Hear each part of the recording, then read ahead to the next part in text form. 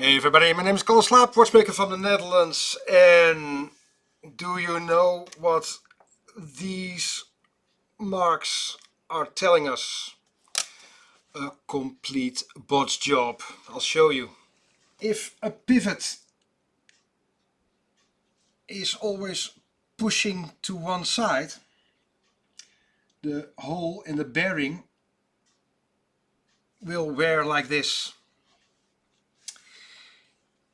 Always pushing that side. So if you make a mark and do it like this, the pivot will be pushing against that side. That's what happened here.